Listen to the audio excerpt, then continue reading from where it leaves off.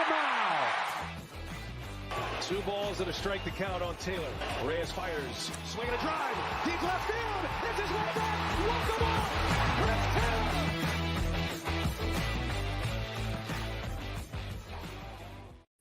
What's up, everybody? Welcome into DodgerHeads Live, presented by DodgerBlue.com, part of the Blue Wire Podcast Network. My name is Jeff Spiegel, joined tonight by Matthew Moreno, Blake Williams of DodgerBlue.com. Guys, good to be together.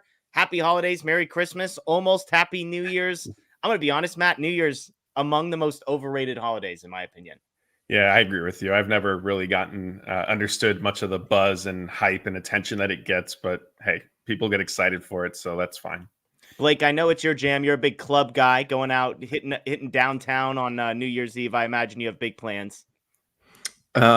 If by club you mean hanging out with my cats and trying to keep them calm when the fireworks are going off, yeah, definitely, that will be me. And as I've talked about before on this show, I do not like fireworks, so New Year's, I'll agree, it's overrated. There you go. Well, lots to talk about tonight. We've got Yoshinobu Yamamoto introduced to the Dodgers, and so we'll get some conversation on things that stood out to us there. An interesting comment in that process, Brandon Gomes asked about a 6-man rotation. We'll talk about the Dodgers possibly going to a 6-man rotation. What do we expect from Walker Buehler? I feel like that's sort of been a sub theme throughout the offseason, but we're going to get into that tonight. Where the Dodgers go from here, get your thoughts. And then lastly, we'll sort of bat around some transactions around the league. Chris Sale being traded to the Braves, Lucas Giolito to the Red Sox among those. And of course, we'll get to some questions at the end. If you want to stop us, you can do a live super chat as well. We appreciate the folks joining us live on YouTube, on Facebook, and on Twitter as well. So let's start with the Yoshinobu Yamamoto officially introduced as a Los Angeles Dodger. Blake, you were at the press conference. Give me your reaction. I know this was hastily thrown together, so we're going to skip past the fact that the notice given was subpar, let's say. But give me your reaction to what you heard from him, Dave Roberts, Brandon Gomes, his agent, etc. Yeah, so for me, the biggest takeaway was that, like Ohtani, the main thing of why he signed here is because he wants to win. And Brandon Gomes and Dave Roberts both talked about how talented Yamamoto is, and I think we all kind of knew that he's won 3 MVP awards over there and 3 of their Cy Young. So like we all knew the talent was there, but Brandon Gomes basically said he has 3 elite pitches, elite stuff, and command that I've never seen before. So that stood out to me a lot. But just with Yamamoto, I think he's locked in wanting to win. He's came to the Dodgers for that reason, like Ohtani did. And like Last Now kind of talked about wanting to be here. So it's just exciting that they have another ace. He's going to lead the rotation for the next decade plus, as long as he doesn't opt out, which hoping he doesn't. But yeah, it's exciting that they have him, and it's good to see. Matt, usually these are the type of things that as a fan you get once every few years. The Dodgers having their second massive introductory press conference in the last few weeks. Give me your reactions to what you heard. And in some ways, there's a natural comparison to what we heard from Ohtani and how that press conference went versus this one. But what did you hear from anybody that spoke that jumped out to you maybe? Yeah, 2 things. One was from Yamamoto himself. He was asked, about, because a lot was kind of reported unofficially, of course, like it was all sourced information of him growing up a Dodger fan and being a fan of the team. And, basically that it was sort of predetermined that he was going to sign with the Dodgers and all that. And he was asked about it. And he said, like, yes, he grew up kind of watching them and rooting for them, but he said, I wasn't necessarily a fan. So I thought that was just kind of a funny way to answer it. Like not criticizing anybody. I just thought like, that was kind of funny to hear. Like, maybe, yeah, he loosely rooted for the team, but, didn't like breathe blue, if you will. Maybe, put it in those terms. But I think what probably stood out most, what I found unintentionally funny, was Stan Kasten was speaking with Kirsten Watson on SportsCenter like kind of after the press conferences happened. And I think Dave Roberts and Brandon Gomes might have been doing theirs at the time. And he was discussing Yamamoto and his potential and all that. And he said that, he's a pitcher that the Dodgers need because he can throw 120 pitches in a start if he needs to. I think Kasten even said like he's comfortable going past that number. Yeah. And obviously, Dave Roberts' pitching decisions have been scrutinized by us, by a lot of our viewers who are on with us now. And so I thought that was just kind of funny to hear Caston say, hey, Yamamoto could go 120 pitches in a start if he needs to, and it'll be fine. Because I mean, the odds of that happening once in, let's say he plays out the entire contract with the Dodgers, like I would probably bet the under if you set it at one start, he reached that many pitches. My literal follow-up question was going to be, Matt and Blake, do you think we see a single start where Yamamoto throws over 119 pitches? Matt, you say no. Blake, do you think we see a single start over 119 pitches from Yamamoto? I'm going to say no, but maybe once we get into the playoffs, Dave Roberts might push him a little bit, depending on how the pitching's going at that point. Wow, already selling out the bullpen, Blake. Come on, we're confident in our bullpen by the time we get to the postseason. We're never confident in the bullpen. Blake wants Kenley Jansen back, then he'll be confident. Yeah, no comment on that one. Two things that stood out to me. One is, my favorite part is the Dodgers hand out the biggest contract ever to a starting pitcher, and they send the B team up on stage with Yamamoto. It's Brandon Gomes and not Andrew Friedman. It's Stan Kasten and not Mark Walter. I just love it. It's like, only $326 million. Like, what is this? Matt, Andrew Friedman doesn't get out of bed for $326 million. Yeah, I guess apparently not. And I mean, look, is it the end of the world? No. Is it possible that he was on vacation and this was kind of thrown together last minute? Perhaps. I know Blake and we were all discussing, we kind of thought that it was just going to happen in 2024 just because of the timing of everything. It didn't necessarily make sense. I still, personally speaking, I don't think it's the best look that Friedman and Walter were there for Ohtani, but not for Yamamoto. Again, is it the end of the world? No, but I think if I had a preference, it would have been that they would have both still attended. Blake, it is the interesting part about having a GM that is sort of lame duck feels like the wrong word, but it's almost like the offensive coordinator on a team where the head coach calls all the plays. Brandon Gomes is the GM. So it makes sense if you told me the president and the GM were going to be up there in Stan Kasten and Brandon Gomes. But if you just knew the way the Dodgers worked, that's the only reason I felt like it was a bit odd. Yeah, I get it. I think it's kind of overblown maybe. I didn't put much stock into it. It's just, I mean, they got to do something, so send them out there.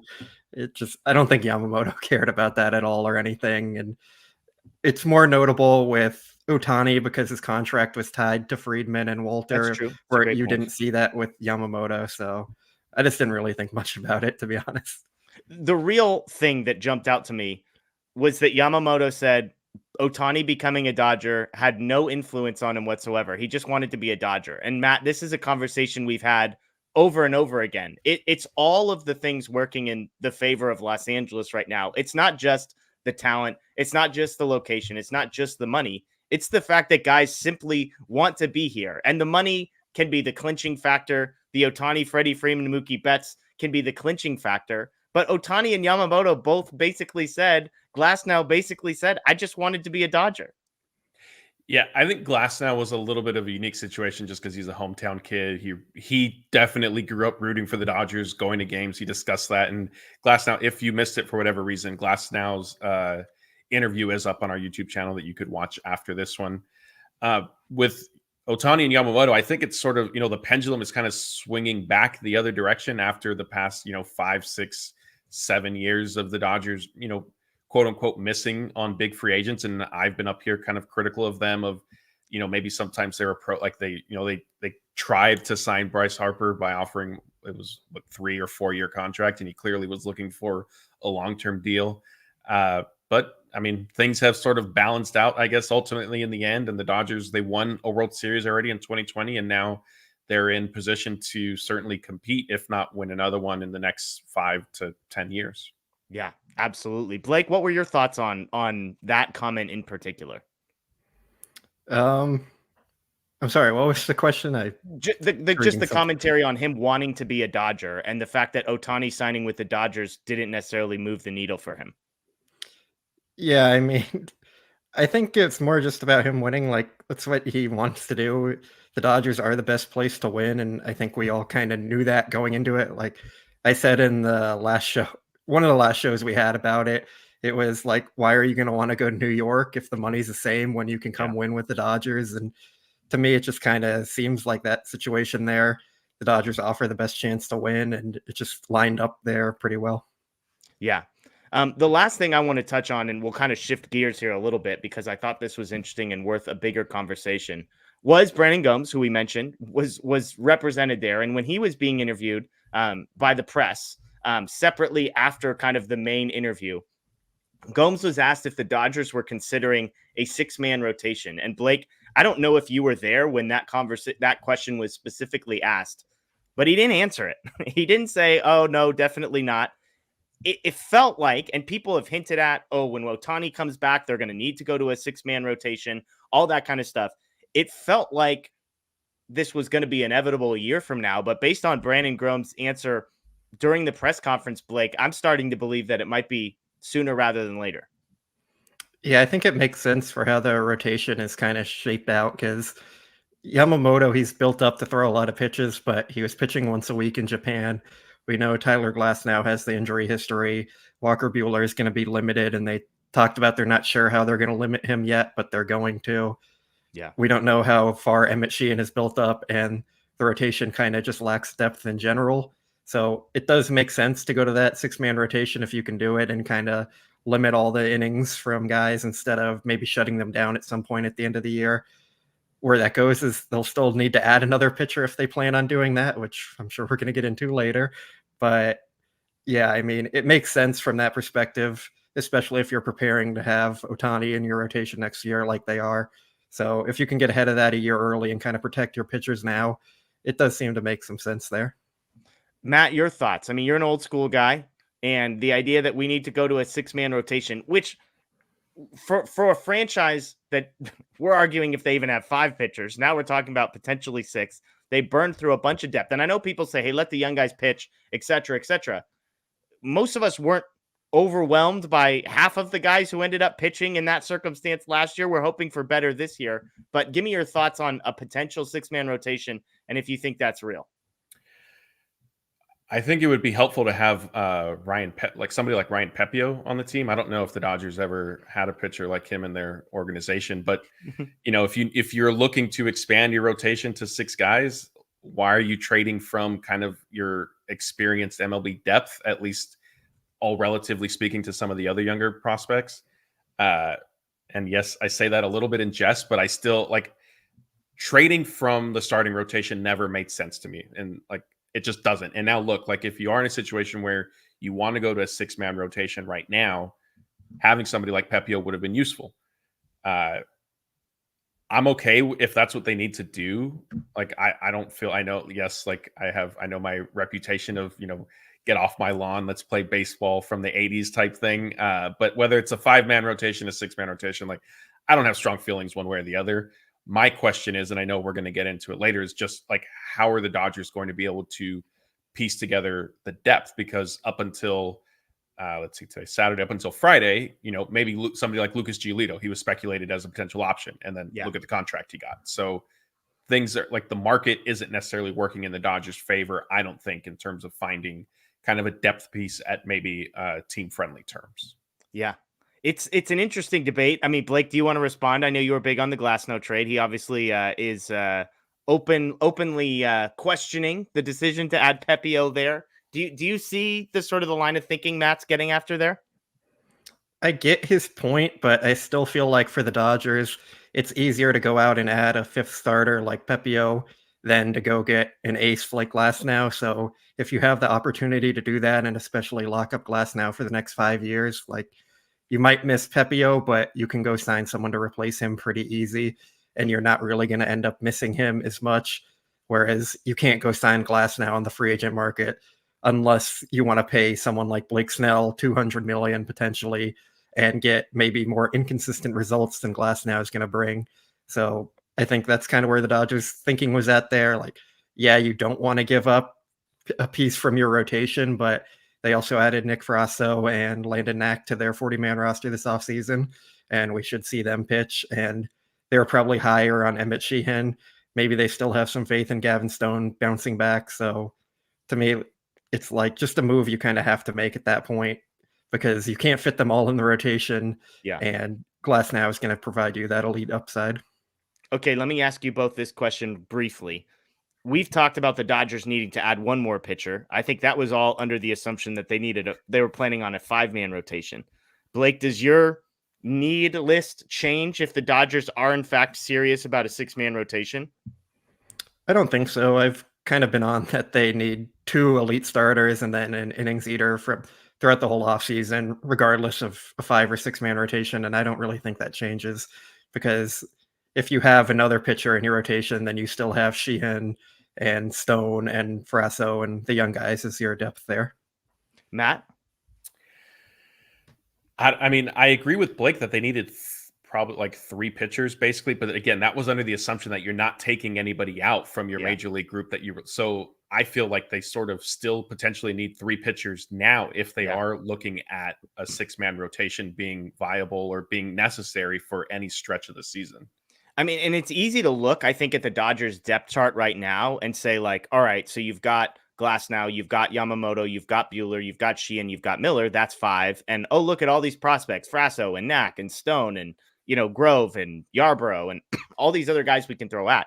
And the first thing is, keep in mind that the Dodgers opened the season last year with their number 7 starter in the rotation. Okay, because it was supposed to be Gonsolin, and then he was hurt, and it was supposed to be Pepio, and then he got hurt, and then Michael Grove, our guy, ends up in the opening day rotation. And then on top of it, you've got the guys coming in behind that. Stone was the highest rated prospect of all those guys. Like he was super highly regarded. I guess Bobby Miller was ranked higher in most places, but Stone was really highly regarded, believed to be the most ready, completely struggled. And then you've got Miller, who came in and was good. Sheehan was good. Obviously Kyle Hurt, another guy who could potentially be in the mix. But I just think, Matt, when I look at sort of the responses, it's people saying they don't need pitching. They have all these young guys. Let the young guys pitch. We let the young guys pitch last year, and some of it was good and some of it was bad. And I would just say that with a team like the Dodgers are building now, I would rather the last resort be some good, some bad with a young guy like Gavin Stone or Nick Frasso or Landon Knack, who haven't haven't been at the major league level yet. I do generally agree. And I mean, I've told you guys both on our shows and just when we've been texting about the team in general, like I'm all for like build a freaking all-star team. Like I want, all the talent you can possibly have. Like I'll take my chances with that type of team than relying on maybe a prospect panning out. But I think that this team, the 2024 Dodgers, will be equipped to withstand if their 6th starter is a prospect just getting his feet wet. That they'll be okay, because really it'll be a move for the regular season. And I think as much as we have kind of poked holes in, maybe the rotation or different parts of the roster, at the end of the day, we all agree the Dodgers have figured out the regular season. Like I'm not worried about that at all. Yeah. And I'm sorry, Laura, I just noticed that you had given us a super chat a few minutes ago. She was asking, what's your take on releasing Brian Hudson? So Brian Hudson was DFA'd in exchange for, I shouldn't say in exchange for, in order to make room for Yamamoto's deal to become official. Blake, this was, I would say, the expected move. If you had polled our entire team, I think every single one of us would have guessed Brian Hudson would be the top guy on that list. Obviously, if you're the Dodgers, you tend to DFA and release guys that are better than the 41st man on most other teams' 40-man roster. But any thoughts on Brian Hudson being the guy who got DFA'd? Yeah, like you said, it was kind of expected. He was the odd man out. He was really good in AAA, and there's some upside there. And I think he'll probably be a player that a lot of teams either put in a claim on or try and make a trade there. So he'll probably find another team pretty soon here. But it's just how deep the Dodgers are. It speaks a lot to that. They had to cut a reliever that most teams would probably have in their bullpen, and that's because they added an all-star potential ace pitcher. So I mean, that's just the cost of doing business as the Dodgers right now. Am I right, Blake, that they, in the offseason, is it still they have a window where they can trade him before he is outrighted? Yeah, the 10-day window. So they're going to talk with other teams and then try and figure out something there. Yeah, see if they could get a player to be named later, a lottery ticket of, if the guy makes X amount of appearances or whatever, things to watch. So, Laura, thank you for the super chat again. Sorry for the delay on that one. We've got another one here from Jay, and this is related to the conversation we were just having, a 6-man rotation. Jay wants to know, I really think Kersh could leave this year with number 17 and 18 signing long-term. Feels like a new era, and maybe he decides to be home in Texas. Matt, we've had conversations around what Kershaw is going to do. There's 2 things at play here. well, I guess I'll put 3 on the table. I don't think the third's on the table, but we'll for the sake of argument, we'll put it on the table. I think number 1 is, does he want to pitch in Los Angeles or does he want to pitch in Texas? That's a real question. Number 2 is, can he even pitch at all? The shoulder surgery he's had, we had Will Carroll on, and he basically said, I don't think guys come back from shoulder surgeries like that, given the number of innings, the point in the career that Kershaw is. So that's number 2. Can he pitch? Can he pitch? Does he want to pitch in LA? And then number 3 is the financial piece. I've long argued, I don't think the money matters. I think the Dodgers will find the money if they'll pay whatever tax is necessary if Clayton Kershaw wants to be a Dodger. But Matt, I'm curious where we're at. Does all of this movement from the Dodgers impact what they do with Clayton Kershaw from the Dodgers side? Does it impact maybe how interested Clayton Kershaw is returning in your estimation? What they've done so far in free agency and trading for Tyler Glasnow, in my opinion, doesn't have any bearing on Clayton Kershaw at all. Even, with needing to spend $700 million on Ohtani, as much as, 680 of that is deferred. I think there's basically a standing agreement between Friedman and Kershaw's agency that, hey, Friedman has openly said it, yes, if he wants to be back, we want him back. And so it's just a matter of waiting to hear from Kershaw what he wants to do. And then I'm sure, loosely some numbers have probably already been kicked around. The Dodgers probably have a general sense of what his salary, a window of what his salary might fall into. And like we've talked about in some of our other videos, it was going to be interesting to see how Kershaw sort of navigated this process, because on one hand, does he want it? Maybe he wants to get healthier. And I know, recently in his interview with David Vassegh on Dodger Talk, he said his rehab and recovery was going well, but he hadn't really started throwing yet. And so, have we ever heard that before? Have we ever heard that somebody's rehab and recovery is going super well? Yeah, fair enough. But, maybe he wants to get into the new year, really maybe start playing catch and see, how his shoulder is feeling at that point to then decide on signing with a team. I think that's an interesting piece. And obviously for a team like the Dodgers, especially, who has a 40-man roster crunch where some of those spots will open up once spring training begins and they can throw some guys on the 60-day IL. But it's interesting to think about, could Kershaw just wait? Could it be May, June, July before Clayton Kershaw is actually going to sign with a team, and then maybe he just goes straight to AAA and makes a couple rehab starts, and that's kind of how he builds up? I think it's interesting. Blake, I'll turn the floor over to you because you and I got into a spirited text message conversation this morning. Can I add a caveat really quick? Go for it. So I'll set the table for everybody. First, Scott he deserves some blame because he instigated Friday night with a late text. I had already fallen asleep, so I didn't see it until Saturday morning. Then Blake chimed in last night. Jeff responded to them today, and then it just went off the rails. I tried to remind everybody that it's the last college football Saturday we have of the year, and the Peach Bowl was starting, and hey, let's turn our attention to that.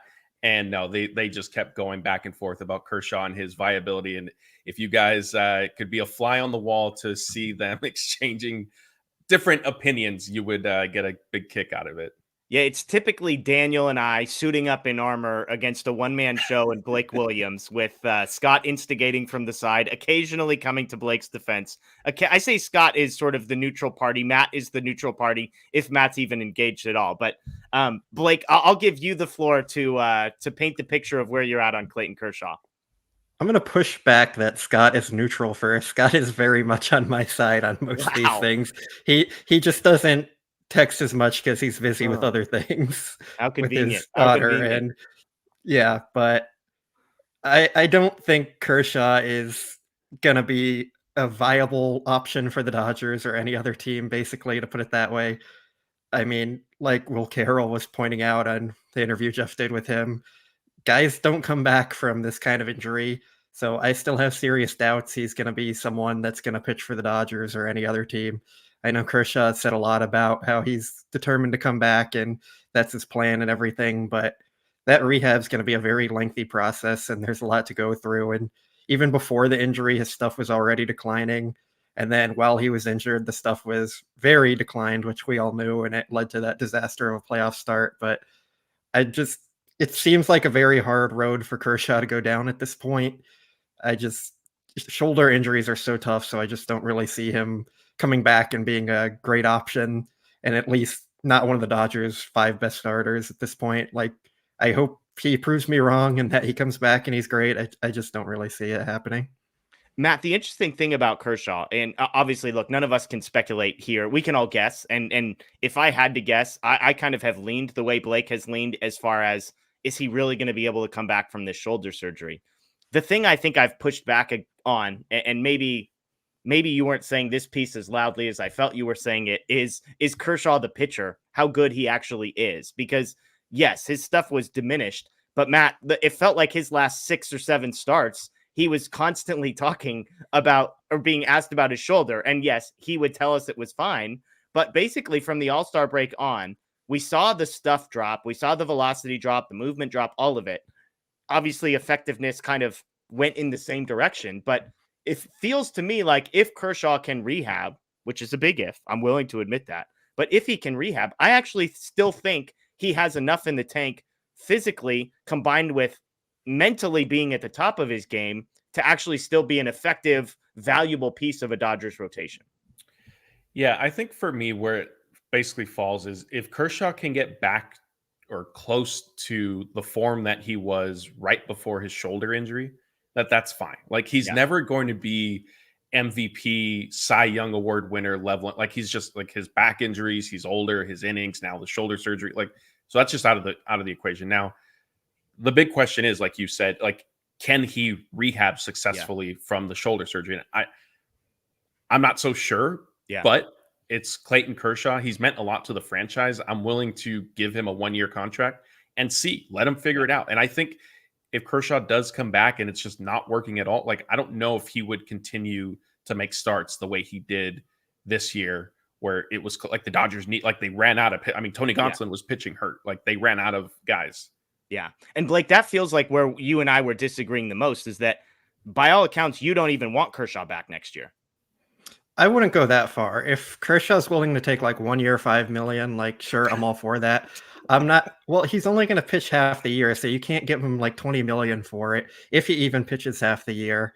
So I just, like, I'm not going to say go sign Kershaw over signing Imanaga or Josh Hader or something like that. Like, if you're bringing Kershaw in on a pretty low deal to try and rehab for most of the year and then maybe make some starts down the stretch, sure. But I kind of feel like you just have to plan it on. You're not going to get anything from him. And if you do get something from him, like, that's a positive and you're going to take that. But you really can't do anything to bet on Kershaw coming back, because we know they've bet on pitchers coming back in the past and usually never works out. And I have even less confidence with Kershaw being able to do that just with his injury. Beaches is in the comments is outraged that you're willing to pay Kershaw more than you're willing to pay Ohtani. It's a disgrace, Blake. The commenters are not happy with you.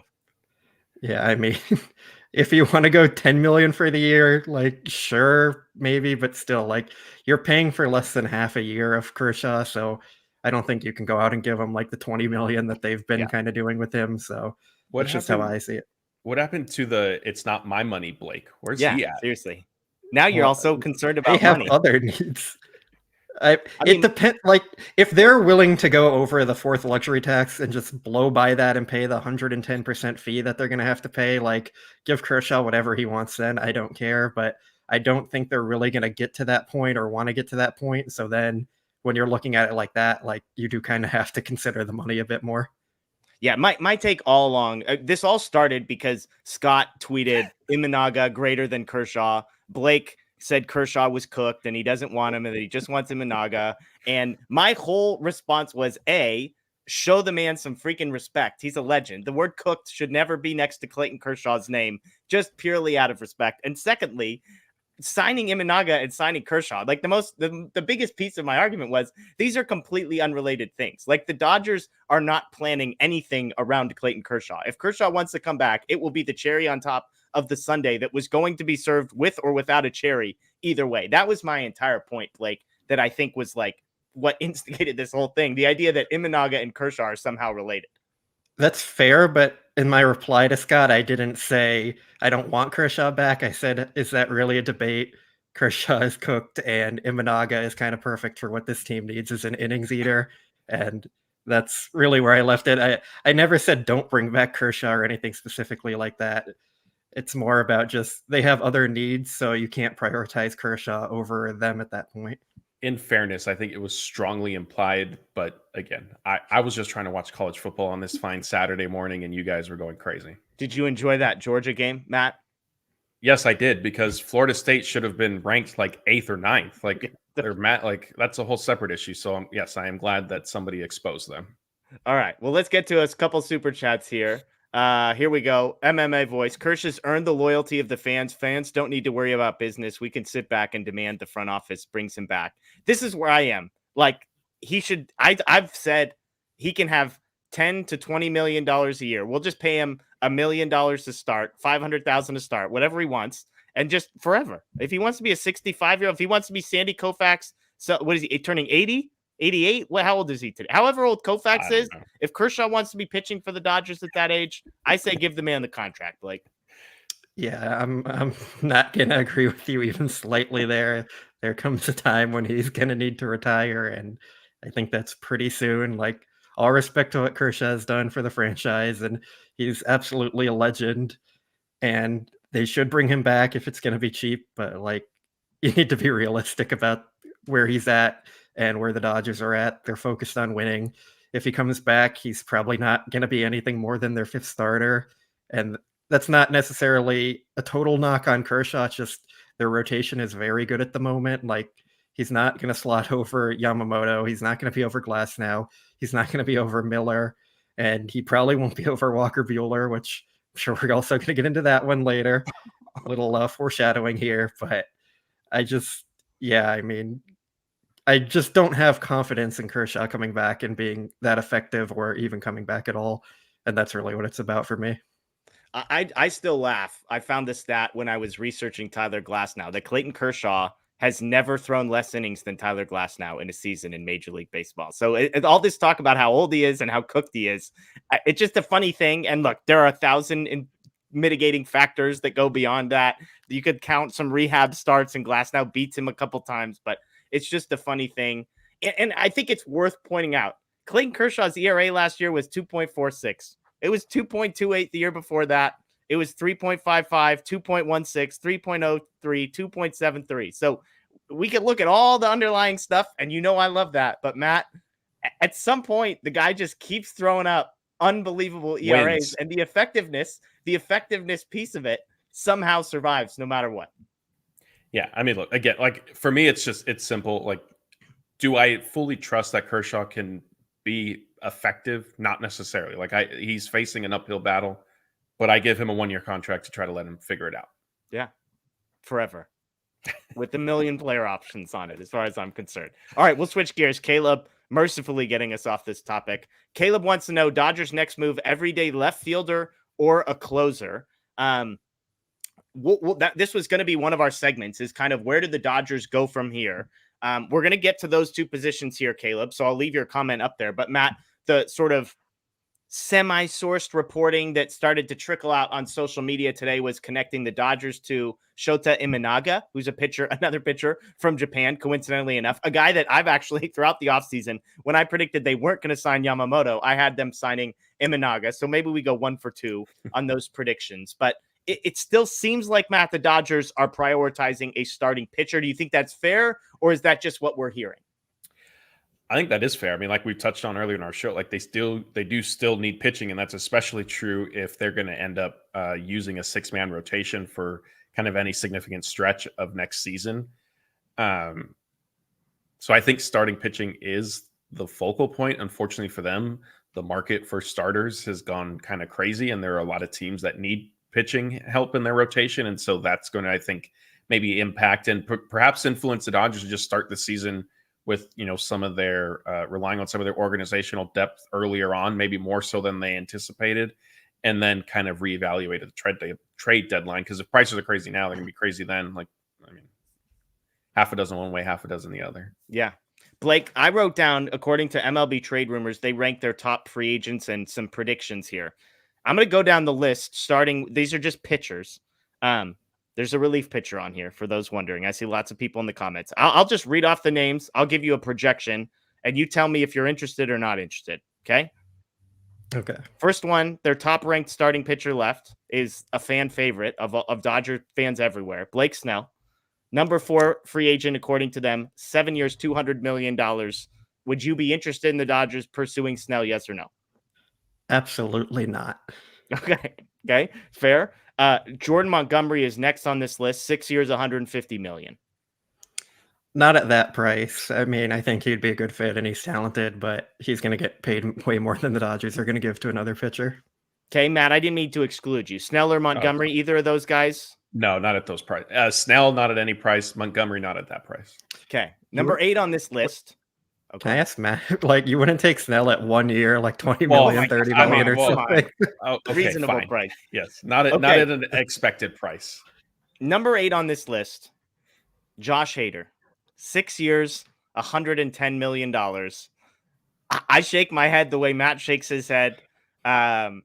Blake, I know you guys talked about it. There was a quote that may or may not have been taken out of context from you about wanting to pay Josh Hader $25 million a year. But a lot of people in the comments are pro Josh Hader. They think the Dodgers, like Caleb, they think they need a closer. Josh Hader is an incredible relief pitcher. He's a lefty, which helps. It would give them flexibility with Evan Phillips and where he's able to be deployed. So give me where you're at today as some of these other starting pitchers move off the market. Josh Hader. Blake, sorry. I like Josh Hader, the player. I don't like that contract for any reliever. So that's basically where I'm at. Like, I'm fine giving him a 3-year deal at basically whatever AAV at that point to a reasonable amount. But 6 years for a reliever, like, that's an absolute no for me, especially when it's not necessarily a need for the team. Like, they have Evan Phillips, and he's proven to be a pretty elite and reliable reliever. But yeah, I'm just not in a Hater at all. Say reliable reliever? Did you? I think Blake just said reliable reliever. Yeah, it was weird to say, but Evan Phillips is getting to that point. Okay, 3 years, $65 million for Josh Hader. Are you in on that, Blake? I would do that. Yeah, Matt. I would have to see, like, did they already address the rotation? Like, the order of business would matter significantly to me here. If it was a lower number, then I could say yes under any circumstance. But if they still don't necessarily have another outfielder, if they didn't necessarily have another starter, I would not be comfortable doing 3 years, $65 million.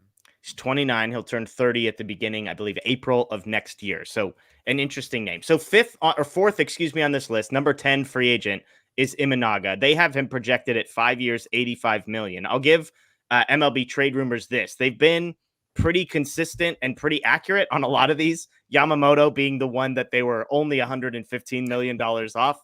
They had 7 for 210. Of course, he ends up going for 12 for a whole lot more than that. So, Matt, give me where you're at on Imanaga. He kind of projects as an older guy. I believe he's 30, 31 when he comes over, but he kind of projects as like a number 3. He's a command guy. The stuff is not going to overwhelm you, but he throws a lot of strikes, kind of a veteran type, reliable sort of a guy. So on the profile, that's what always excited me. But if we're looking at another 5 years, $85 to $100 million, is that kind of the market that you want the Dodgers to be swimming in? I mean, yeah, I think it would still make sense considering, in my opinion, they have a kind of a glaring need for pitching still. And Imanaga, I think, is, the talent would justify kind of the price.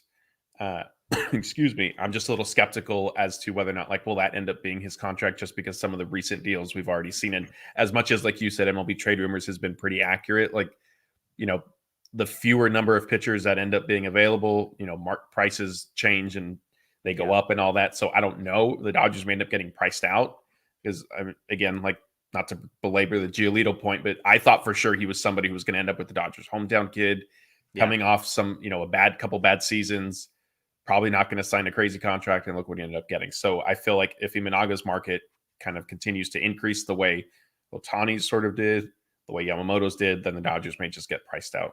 Yeah, to be fair, Giolito signed 2 years, $38.5 million, I believe, were the final numbers. MLB Trade Rumors had him right there. It was like 2 for 40. So they were pretty spot on. So it's possible, Blake, that the market is going to normalize now, post Ohtani, post Yamamoto, and the rest of this is good. So I'm going to list off a bunch of these guys after this, but give me quickly your thoughts on Imanaga. If he's the final piece of this offseason, like, is that kind of how you would like to see this end? I wouldn't say final piece because I still think they need a left fielder or at least another good right-handed bat. But I do really like the idea of Imanaga because he's going to come in and he's going to be consistent and 8 innings for the team, which is something they really do need. I'm not sure the Dodgers are going to be willing to go up to that 5-year and 17+ million a year AAV for basically what's an innings eater. He's probably never going to make a postseason start for them, which is how their rotation is shaping out. And especially moving forward when you also had Ohtani into that mix. So I'm not sure they're going to be comfortable paying that much for basically just a number 5 or 6 starter, even if he has a little more upside than that. So I do like that signing at that price just because they do need that type of pitcher. But I do think he's going to end up signing more than that projection. And they'd also have to pay the posting fee for that. So it's going to be even more than the $85 million essentially. So I just don't really see it as a fit that's going to happen. I think another team's going to be a little more desperate and end up paying more than that cost that they have predicted. The other interesting thing is just the years of control. Like 5 years, you think, oh, that's great. Well, keep in mind that Ohtani and Yamamoto are both projected to be in the 2025 rotation. Bobby Miller, Emmett Sheehan, and the Frasso, Knack, Stone, all the prospects. So guys that you signed to 5-year deals. Kershaw still around in 2026, of course. Gonsolin and May are still in the picture, although not this year. You've got Walker Buehler, who we're going to talk about here momentarily. So that's the one thing that, like, at some point you have to figure out how many of these guys can we actually have on the roster in 2025 when Ohtani is back to being a pitcher. Let me list off some other names here. Stroman, Yariel Rodriguez, Clevenger, Michael Lorenzen, Sean Manaea. Those are the other guys, starting pitcher types in the top 35 free agents heading into the offseason. Matt, any of those names, Stroman, Rodriguez, Clevenger, Lorenzen, Manaea, any of those names you like? Not particularly. I mean, maybe Stroman if it's team friendly. Yeah, they've got him on a 2-year deal, $44 million. So, I mean, I wouldn't necessarily say that's team friendly, but short term. Blake, what about you? Any of those names you like? I like Sean Manaea. I do think he's going to get paid more than the estimates that they probably have him at. I think he kind of showed he was breaking out. 2 for 22. Yeah, I think he's going to blow past that with some team kind of betting on the upside there. And I also like Yariel Rodriguez. Yep. He's coming over from Cuba. He's got elite stuff, and he's 26, I believe. So he's a guy who can kind of fit into the back of your rotation and then also move to the bullpen and potentially be an elite reliever come playoffs. So I think that would be a good fit there. But so I do like Manaea and Rodriguez from that group. Rodriguez is absolutely the name that jumped out to me. They have him projected 4 years, $32 million because most people project him mostly as a reliever. But when we were talking 6-man rotation earlier, Rodriguez is kind of the perfect type of player to bring in. He is nothing like Ryan Yarbrough. Let me start out by saying that, but he could be used in a Ryan Yarbrough type way where he's a spot starter here and there. He's an opener. He's a bulk guy. And then he's also a bullpen piece elsewhere. So it's another sort of guy who hasn't pitched in Major League Baseball, which you have to be careful about. But to Blake's point, the age, the potential cost, and the ability for him to be a reliever if the rotation gets crowded, so to speak, that's the name that jumps out to me as well. Let's do this. Let's talk briefly about Walker Buehler because it's sort of the elephant in the room. We're talking about the rotation this year. Do they need to sign another guy? What are they going to do in the future? And sitting right in the middle, Matt, of that entire conversation is Walker Buehler, a guy who in 2021, just a couple of years ago, was one of the best pitchers in baseball, was the unquestioned ace of the Dodgers, the guy who was going to take the mantle from Clayton Kershaw. He was the playoff performer who pitched well in big moments. He had swag. He had everything, the 100-mile-an-hour fastball, all of it. You fast forward to now, and everybody's seemingly forgotten about him. He didn't pitch last year, so it makes sense why. He's in the last year of his contract. Seemingly nobody believes that this guy is going to get an extension from the Dodgers or be around after this season. So the question, Matt, is a simple one. What do you expect from Walker Buehler this year? Probably a middle of the rotation starter. I think we'll see flashes where, he's close to kind of the form that he was at before kind of his latest Tommy John surgery. But I mean, he is a little bit of a question mark also. And the Dodgers as some of the comments, people in the comments are saying, the Dodgers have basically strongly implied that Buehler won't be part of their opening day rotation. It's unclear how much they may sort of hold him back. But yeah, I mean, it is going to be his first, full season coming back from Tommy John surgery. And so that's always a little bit up and down and a risk with any pitcher. But I think there is still kind of the, to quote Dave Roberts, you bet on the person a little bit. And Buehler is somebody that I feel comfortable betting on. I just don't know. His ceiling in 2024 isn't going to be like necessarily indicative of where I think the rest of his career can kind of end up once he gets back on track. Blake, again, I'll hand the floor over to you. You've got some thoughts on Walker Buehler. So give us those thoughts. Share them with the people. Yeah, so Jeff is going to be mad at me if I don't use the word cooked here. But because that was the word you used to describe Walker Buehler earlier today. Yeah, so that's kind of where I'm at on Buehler. Like, back when they had the sticky substance ban in 2021, Buehler's stuff dropped significantly. His spin rate was down. His velocity ended up coming down. His strikeout rate dropped a lot. His swing and miss percentage dropped a lot. And I think that's why the Dodgers have kind of been preparing to move on from him. They went out and got Glasnow instead of giving Buehler the extension. They made sure to sign Yamamoto. They're adding Ohtani to the rotation next year. And I think it's just the signs are kind of on the fence that they're moving on from him. And Buehler had not just his stuff drop, but he started to struggle in 2022 as well before his injury.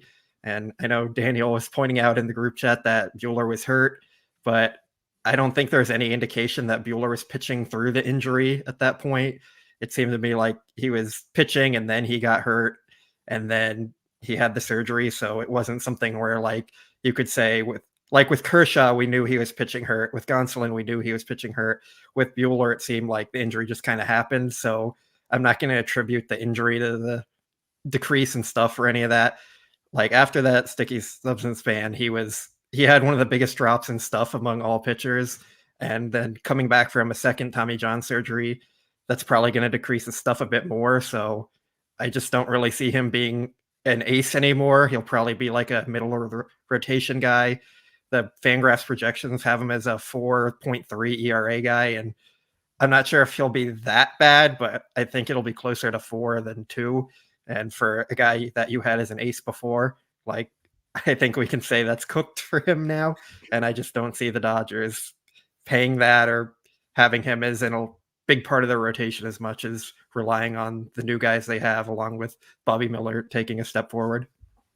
I think what I would say is there's two pieces to this. Will the Dodgers extend Walker Buehler? Will he be a Dodger beyond this year? I think is a separate conversation from who is Walker Buehler, the pitcher. It makes sense from a business perspective that the Dodgers should not make any large financial decisions now on a guy who hasn't pitched since 2021 or since the 2022, excuse me.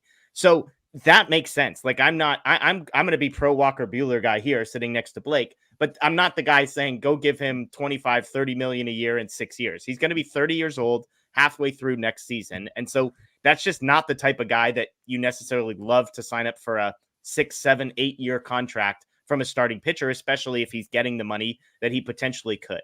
I think where I land, and I'm aligned with Daniel to some degree, is I go back to that 2021 season, and he was incredible. He's one of the best pitchers in all of Major League Baseball. I went back, looked at his Baseball Savant page.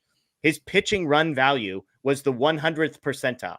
Like he was, by that account, the best pitcher in Major League Baseball. This is in 2021. The fastball value was 99th percentile. The breaking ball value was 94th percentile. The off-speed value was 91st percentile. You look at the whole thing, and it's basically red everywhere you look. The sticky stuff ban came into effect midway through that season. So it's worth pointing out.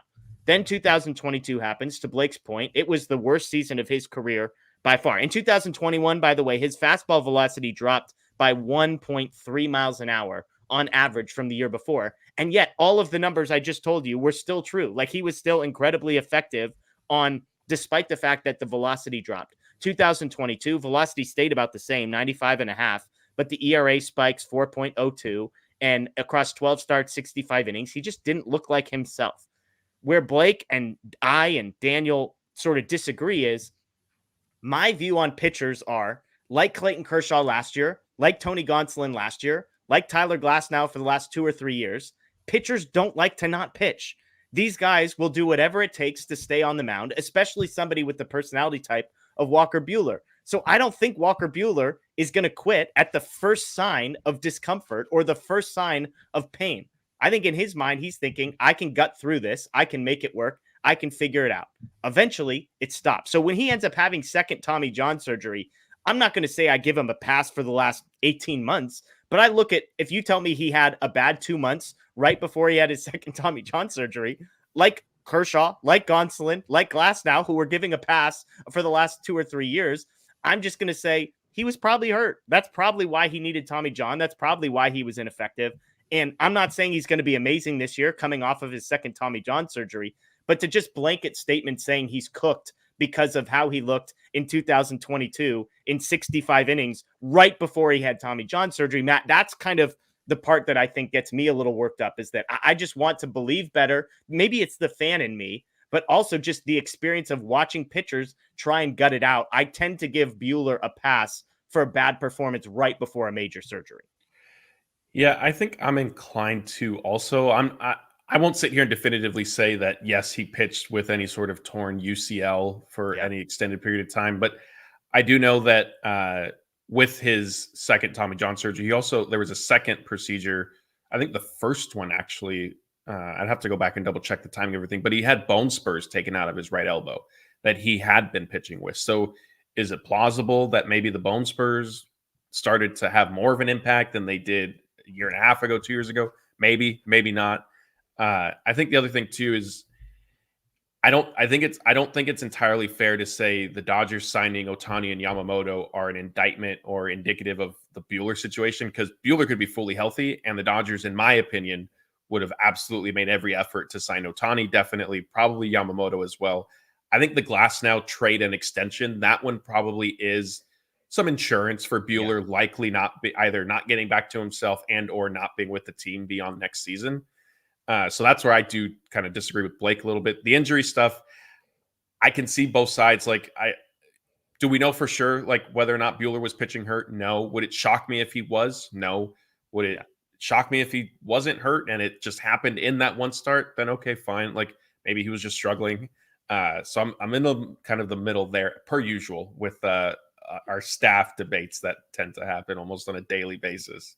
Blake, I think the good news is that the comments seem pretty split on whether I'm an idiot or you're an idiot. So I think that's a good sign for both of us. I'll give you the last word here before we get to a couple more super chats and some questions. I do want to clarify, when I'm talking about Buehler being cooked, I mean it more so as he's not an ace anymore. He's more of a middle of the rotation guy and just kind of a everyday pitcher type thing.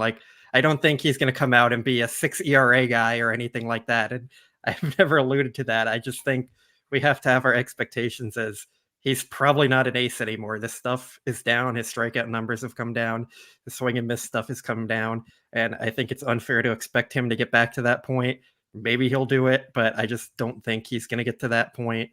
I mean, we haven't seen many pitchers come back from that second Tommy John surgery. And for me, the difference in him and versus guys like Ohtani and Glasnow dealing with the injuries, and even Dustin May to that extent, you didn't see the decline in stuff that Buehler had before his injury and surgery there. So that's where I kind of have more confidence in them. It's really just about the stuff. And I guess I'll even go with the eye test here. Just Buehler didn't look good. Just trying to pull Matt onto my side a little with that one. But the eye test didn't match up. The stats didn't match up. And that's my main concern there. So people can disagree with me all they want, but that's still how I feel. I just don't have much faith in him coming back and being a great rotation option. If I gave you 3.75 ERA next year and you could take the over or the under for Buehler, which would you take? I think I'd lean the over at this point. Okay. All right. Well, that might need to be the bet that we make for this season, and we'll We'll bet some chicken parm on it or something like that. Let's do this. Let's get to some transactions around the league real quick, rapid reaction, and then we'll get to some. Oh, excuse me. We had a couple super chats. So let me get to those. Caleb said, how about Randy Johnson as closer? If I'm giving Clayton Kershaw a lifetime contract, Matt, do you like that? Randy Johnson, just however old he is, put down the camera. He loves taking pictures. Put down the camera and start slinging some 90. I bet he could still throw. What do you think? 88? You think he could touch 88 still? I think he could get up to 90. How old is Randy Johnson? Like, Give him a shot. Yeah. Blake, you like this? 60. He's 60. Holy smokes. Blake, you still think he could touch 88 at 60? I don't think he's touching 88 at 60. Could you get a hit off of him, Blake? At this point with him, 60-year-old Randy Johnson. You think you could get a hit off him? I'm going to say no, because I wasn't a good hitter to begin with, but like, I don't think he's going to come out throwing like 88 or anything like that. So who's throwing harder right now, Randy Johnson or Daniel? Say it for the memes, Blake. I'm going to say both of them are throwing like 63. Wow. Noah says that get Manaea. He gave up runs against the Madres. So there you go. We talked Manaea. That was one of the more polarizing opinions of the day, Blake. Not a ton of Manaea love in the chat. He debuted a sweeper, and after that he was really good. Like, it's kind of like the Shelby Miller thing for me, where teams are going to see like he was good after making that change and go out and pay him. Like, Sean Manaea before that was not good. He had some success in the past, and then he kind of fell off a cliff. But he made changes that I think teams are going to like and probably pay him for and be pretty high on. Matt, MMA Voice says, regarding Walker Buehler, Osamu Yada, bada bing. This is Yamamoto's coach that is coming over, the guy who is doing the javelins and the mini soccer balls and flexibility stuff. So this guy's the key, Matt. Buehler's going to be fixed.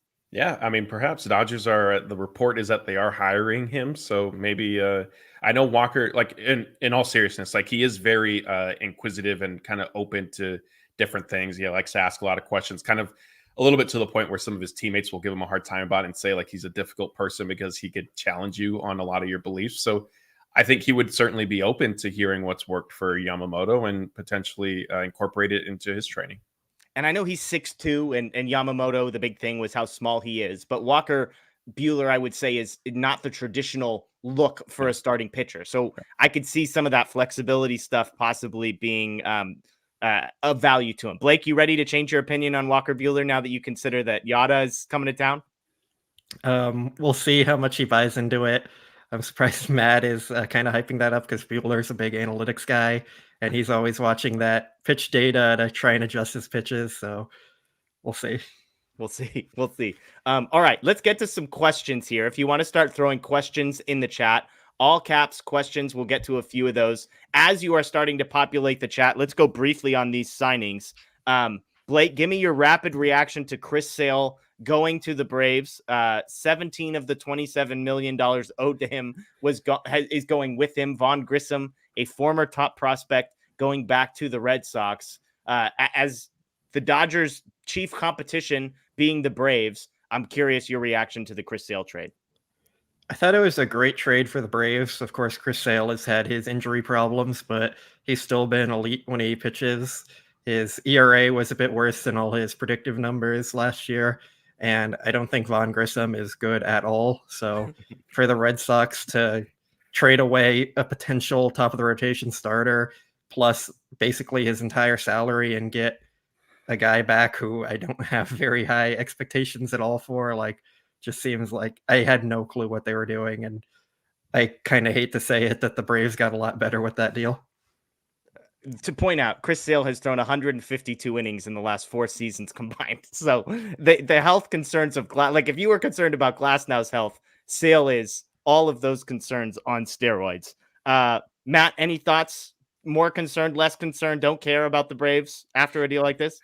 Yeah, it didn't move. I mean, I guess I could see where it makes sense for them. They're trying something, if Sale can stay healthy, it's a big if, but if he can stay healthy and he can pitch reasonably well, then it ends up, they look like the smart team, right? They won the trade, as everybody likes to say. The next one here, Lucas Giolito, Matt, 2 years, $38.5 million, a guy that many people thought the Dodgers might get. hoping for a 1-year deal. It ends up being 2 years at almost $20 million a pop. So were you happy that the Dodgers stayed out at this price? Definitely. And there's even like an option. It could become like a player option or a team option, depending on how many innings and stuff he reaches. So it could end up being 3 years at like, I think another like 19 and a half, 20 million or something. So yeah, I mean, at that price, it didn't make sense. The Dodgers need starting pitching help, but not to that extent. Blake, quick thoughts on Giolito? I was surprised he got that much, but I guess it doesn't shock me in the pitching market in its current state. So I wouldn't have gone anywhere near that with the Dodgers. I was thinking like 110 to 113 for him. So good for him. Like, I don't think it's a good signing for the Red Sox necessarily, but I don't know what the Red Sox are doing, and I don't think they do either. Last one here, Frankie Montas, 1 year, $16 million. This is a player who threw 1.1 innings last year, and now he gets $16 million, Matt. Do we even need to comment on that trade? Yeah, I mean, I guess surprising, but also it is only 1 year, and nothing truly surprises me with when it's just a 1-year deal. Yeah, fair enough. Fair enough. We got a super chat here from Trust Genius. Blake, he's on your side. I'd give Kershaw $10 million not to come back. It's a new era. We don't need any bad Kershaw juju. Blake, I'll let you go first. I wouldn't say he's on my side. I didn't say pay Kershaw to stay away. I said I'd only give him like 5 to maybe 10 million. So, I mean, I get why some people do feel that way about him. Kershaw's kind of a polarizing figure at this point, I think, because we really don't know what we're going to get from him. And he's also a franchise legend, so it's hard to just say, like, go away. So we'll see how it ends up playing out. And I'm still just kind of on the boat that Kershaw's not going to pitch again. But yeah, I mean, we'll see. Harder to say go away for some of us than it is for others, Blake, I think is what I'm learning today. But Matt, the thing that jumps out to me from this is the new era. Like, I do think there is a segment of people that it's not personal to Kershaw necessarily, but they're looking at Ohtani and they're looking at Yamamoto and they're looking at Bobby Miller and Emmett Sheehan. And it does feel like a changing of the guard. Obviously, Mookie Betts, Freddie Freeman, who, you could even make the case, both those guys are relatively new. They're not the homegrown Corey Seagers, Clayton Kershaws, Cody Bellingers necessarily, but it does feel like we're potentially switching into a new era. It probably won't be remembered that way because the winning will have been continuous. But do you agree? Like, does it feel like a couple of years from now, we might look back on this offseason being sort of a turning point, not turning point as in everything changed, but just kind of a different period of remembering the Dodgers? Yeah, I think it's fair that this offseason and the 2024 season then will be kind of the start of the new era. First, Trust Genius, thank you for the super chat. I know you've done several of these over the past few weeks with us, so we definitely appreciate it. I don't necessarily agree with it. I think, look, if Kershaw wants to come back and try, then, it's fine. Like, go for it. It's not like the Dodgers didn't sign Ohtani, didn't sign Yamamoto, and they're saying, hey, we've addressed the starting rotation by re-signing Clayton Kershaw, who won't be ready until maybe the midway point of the season. Like, I think him coming back is completely separate to anything else that they've done and or are planning. So yeah, again, like I'm fine. 1-year deal. I think when you're somebody like Clayton Kershaw, a franchise legend that even Blake can recognize, like, you are afforded certain luxuries that most players aren't at later stages in their careers, and I'm okay with that. Getting to some other questions again. Trust Genius, we super appreciate that. Can I reply real quick here? What's that? Saying, go ahead. I just want to reply to Matt saying even I can recognize Kershaw being a franchise legend. Like, I don't hate Kershaw. It's just about I don't think he's going to pitch again, and I would rather see the Dodgers use the money elsewhere. That's pretty much all it comes down to. Blake, I loved this comment. Of all the players we've talked about being cooked, you then described Chris Sale as a victory for the Braves getting better, and refused to call him cooked after calling Clayton Kershaw cooked, Walker Buehler cooked. Is Chris Sale cooked? His injury history is concerning, and I'm not sure he's going to pitch much, but he still has elite stuff. He was striking out like 10 hitters per 9 when he pitched. If you're going to make me pull up his Fangraphs page right now. If 140 innings in 4 seasons for a guy of his age is not cooked, then we might need to define this word more clearly for the people. He struck out almost 11 per 9. He walked 2.5 per 9, and he had a 3.8 FIP and a 3.71 expected ERA and 2.1 wins above replacement in 100 innings. Like, that's a top of the rotation starter right there. Okay, He'll be but 35. The best ability is availability. Is it though? 140 innings in 4 years. It's crazy. All right, moving on. Eddie wants to know, does the 2025 rotation add a Roki Sasaki or a Max Fried? We are going to see one of the best Dodger rotations ever without trading or signing. I mean, they traded for, I don't know what the last piece, but they traded for or signed all of the guys basically that we've talked about here. Sasaki, reports are he is requesting to be posted after next season. And like Ohtani initially, he would basically be an international free agent. So he would not be subjected to a massive free agent contract. Honestly, of all the Japanese players, it feels like he's the guy that has the most links to the Dodgers and the most connections to the Dodgers, the most smoke around relationships there. So, Matt, I would say he's a guy that very possibly could. And I think the internet would explode if Sasaki comes and signs with the Dodgers and they basically get him for, 7 years on like minimum contracts. But, it's interesting. Eddie, you're already looking ahead to 2025. Yeah, Sasaki almost seems like he's trying to certainly steer himself to the Dodgers. I think, he saw them sign Ohtani, he saw them sign Yamamoto. And yeah, I mean, if he's willing to forego, like you said, a lot of the financial kind of, I guess, sacrifice a lot financially initially to make this jump, like he clearly has, I think, something in mind. And I'm inclined to believe it's probably the Dodgers. And yeah, I agree. If the Dodgers end up signing him for, peanuts basically compared to what he should get in an open market, people will be upset. If we thought did the Dodgers ruin baseball takes were flying this offseason, it's going to be an overdrive next year.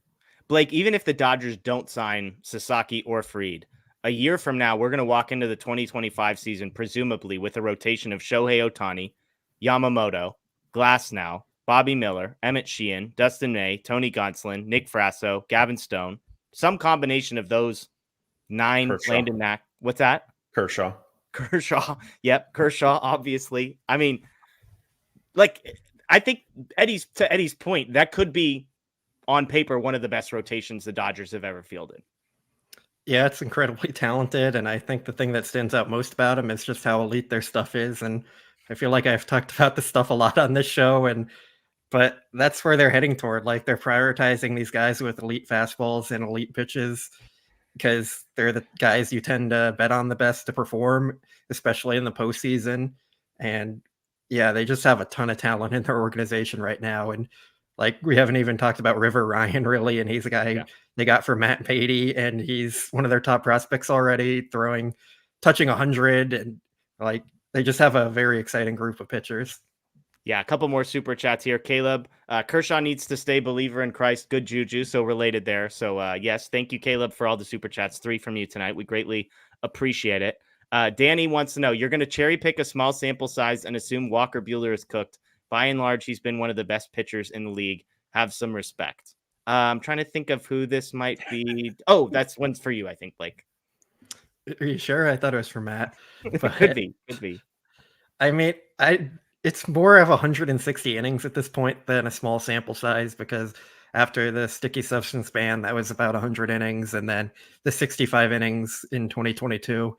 And stuff tends to normalize quicker than like ERA does. And that's just really all I'm basing this off of. Like, the stuff drops significantly, and that's a fact. No one can really debate that. So for me, it's more about how you want to interpret that. Like, do you think he was pitching through the injury? Maybe. We don't have any indication of that.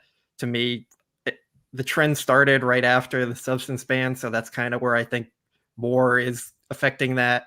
So maybe he gets back to being an elite pitcher. I just am not going to bet on that at all.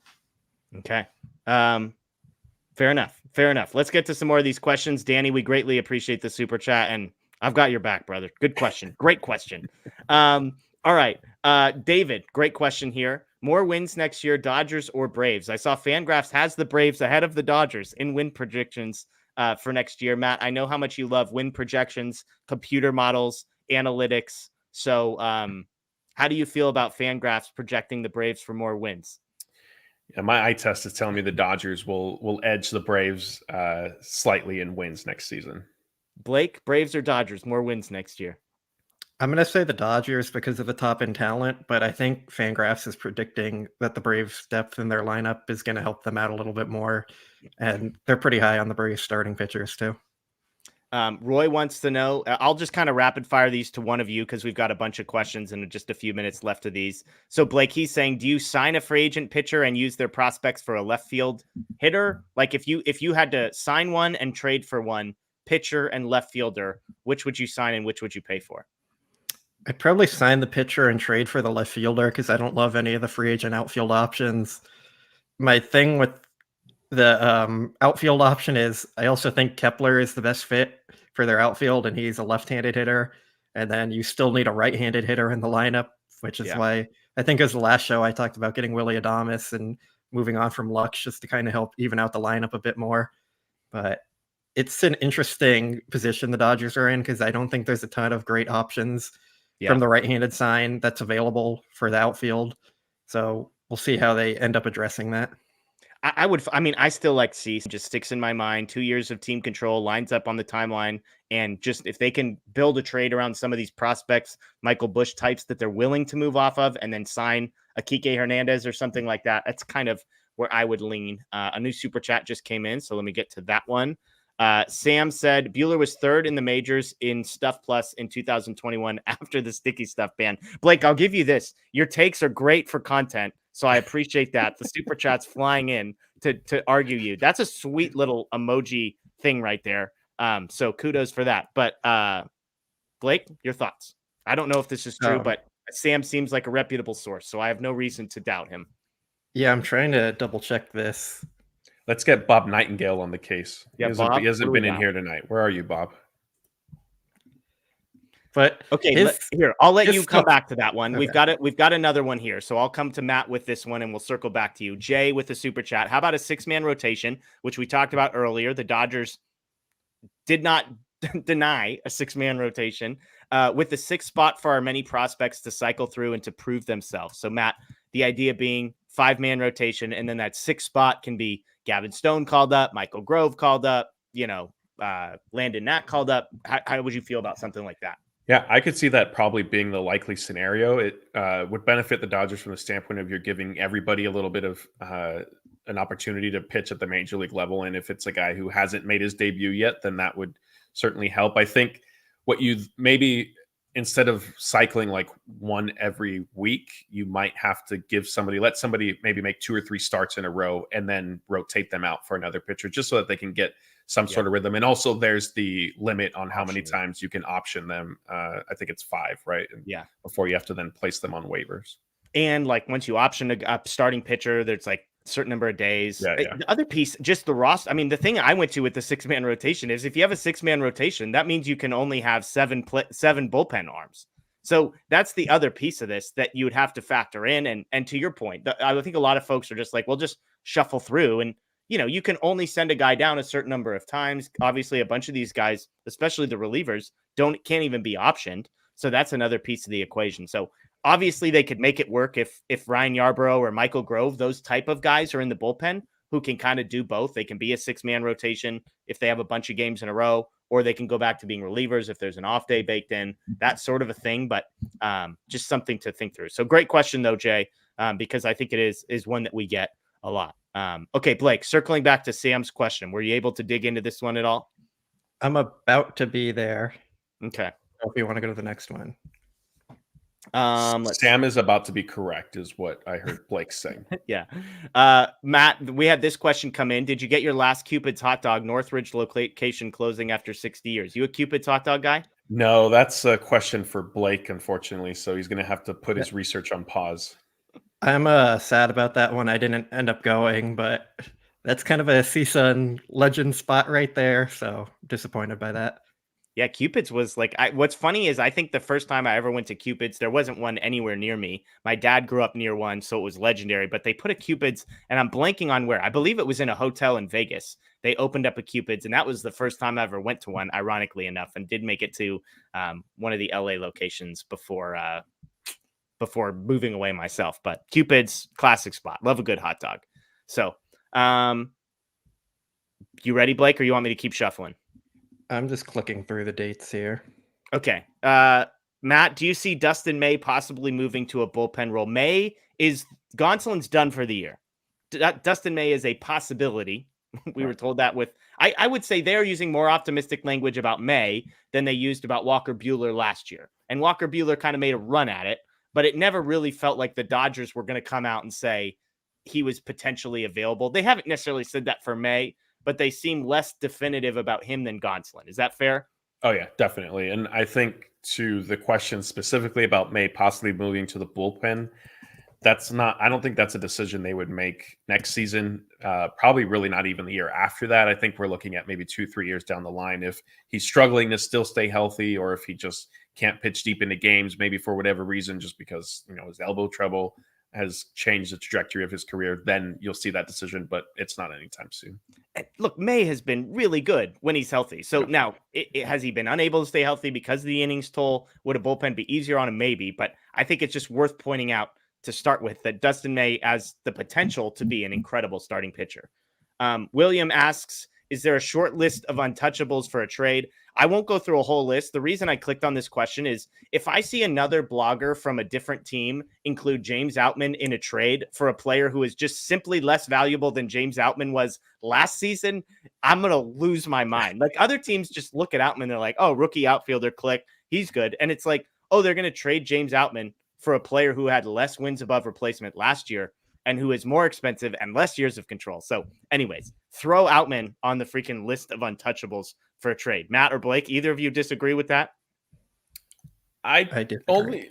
I disagree from the standpoint of if they're getting like an elite outfielder coming back, then he's not untouchable at that point. But I mean, like in a Corbin Burns, Willy Adames trade, like I'm not even thinking about including James Outman. I wouldn't do that. I mean, like if Juan Soto was on the table, somebody like that, sure. Like, and that's where it's, what are we using as defining untouchables? Players who are realistically going to be traded. That just is the one that irks me a little bit. Let's see, circling through here. I'm ready. Michael, I got a quick question here. Jeff, how come you don't have Trevor Lane on DodgerHeads since you were on Lakers Nation? For those that don't know, we and Lakers Nation are sister sites. And so sometimes Trevor invites me on to come talk Lakers. Trevor's a huge Dodgers fan. I think he would tell you that he wouldn't feel comfortable being on this show. He loves talking about the Dodgers. He loves asking about the Dodgers, but that guy is so dialed in on the Lakers 82 times throughout the season and the offseason. And even, sorry not to cut you off, but our NBA front office stuff. So it's the Lakers plus like just the NBA in general. Him and Keith do a great job of covering the league. Totally. They were on breaking down the Knicks Raptors trade this morning as soon as it happened. So good stuff. But I love having him on. And who knows? I mean, I don't think Trevor would come on if we asked, but I don't think it would be his favorite thing in the world. So Blake, the floor is yours. So in 2019 to 2020, Buehler had a stuff plus of 126.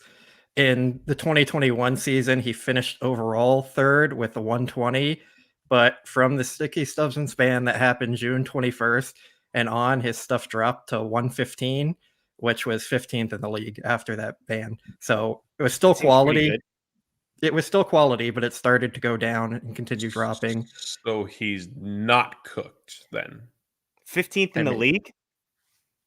With 100 innings among starters, yeah. But he went from 120 to 115. 126 to 115.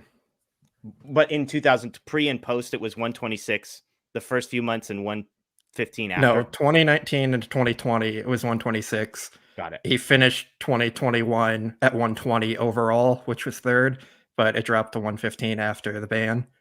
Okay. Matt, my verdict is not cooked. Yeah. Shout out to Jay. Shout out to Sam. Sorry, and Jake, but Sam especially for calling our guy out. Steven says, big fan of you guys. Greetings from here in Alaska. Wow. Steven, thank you. I've spent some time in Anchorage.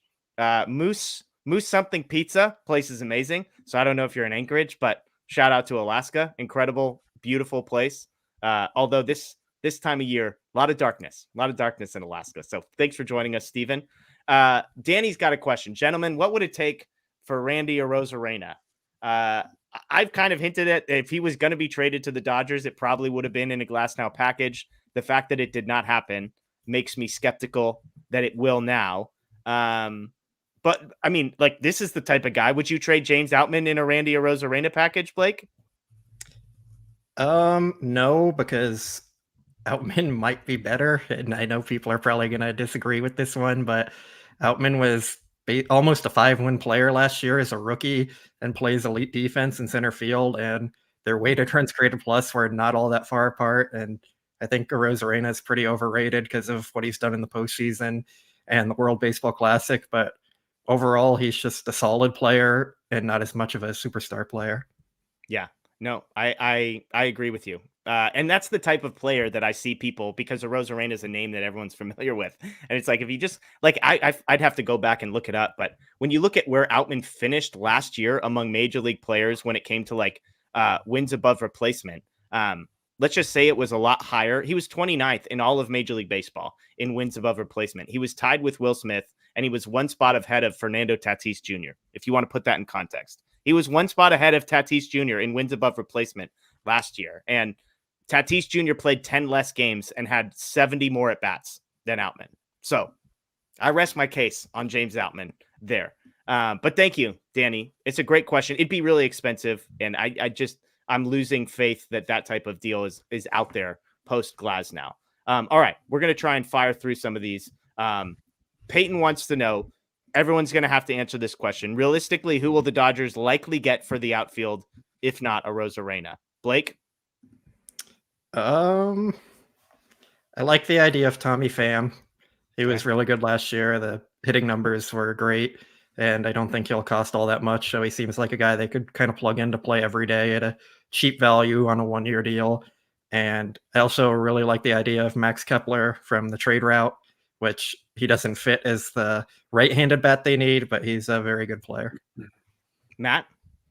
Well, I feel like Blake just said Tommy Pham so that he has somebody to talk fantasy football with in the clubhouse when he's there before games. I'll go Kike. Michael Busch, left fielder for the Los Angeles Dodgers. That's my guess. Hepatitis says, rumors have it that Luis Castillo could be available. Are you on board with getting him? Is Bush, Cartaya, River, Ryan, Sweeney enough to get him? Seattle is looking for cheap offense. I'd have to look at Luis Castillo's contract. That feels like a lot, but yeah, I think so too. Just because Cartaya and River Ryan, we talked about, I think Michael Busch, as much as like the Dodgers moving on from Michael Busch seems predictable here, he still is a highly regarded prospect. So I'll just ask you this, Blake, do you like Luis Castillo, and would you be willing to give up the farm for him? Yeah, Castillo's elite, but to me that package felt light, especially considering the pitching market. I'm not sure what his contract is. Were you able to pull that up? I'm trying to right now. It says he signed a 5-year, $108 million contract, but I can't pull up right now when it's through 2027, but it has a vesting option for 2028. Okay, so 4 years left at $25 million a piece, 20 to 25 million a year. That package is very light knowing that information. The cost for Castillo is going to be through the roof. He's an ace with an affordable contract for multiple years. Like,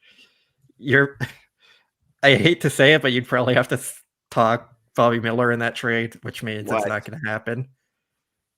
Crazy. Yeah, I mean, I like Luis Castillo. I liked him when he was on the Reds, and was always interested. He just turned 31 years old. He's kind of been like he's had one season under a 3 ERA, kind of a 3.5 wins above replacement player the last 3 years. So I think he's good. I don't know, that package to me seemed about right, knowing the contract situation. But a bunch of people had asked about Castillo there. So let's get to some more questions here. Sorry, I'm way behind in the chat because I try and stay at the top. And as you're scrolling, I did see Bob Nightingale joined us a few minutes ago. So thank you, Bob, for appreciate it, Bob. Tuning in. Yeah, your support means the world to us. Here we go. Ederico wants to know: are the Dodgers done getting players? Is there another card up their sleeve that we don't know about yet? I'll phrase it to you this way, Matt. Is there another splash coming? Like, I wouldn't consider a Kike Hernandez type deal a splash. I wouldn't consider, some starting pitcher for 1 year less than $15 million to be a splash. So if those are the parameters of what isn't a splash, do you think there's one more splash coming? Is Imanaga a splash? I would say yes. Then I'll say yes. but not confident in leaning that way. Blake? I'm going to say no more splash unless we're considering Kepler or Pham or some kind of outfielder a splash. But even then, I don't think they're going to get like some very noteworthy player for the outfield. So I'm just going to say no and leave it at that. Okay. Hawaiian Kira says, food question. Look, based on the first half of this question, I'm going to tell you that this crew is the worst crew you could possibly ask. I'm tuning in from Paris. If you were here, what must you have? A baguette would be atop of my list. French fries, obviously. French fries. Blake? I have no idea. I'm just gonna say like a croissant or a baguette because that's what I know. Crepes No, would be a good one.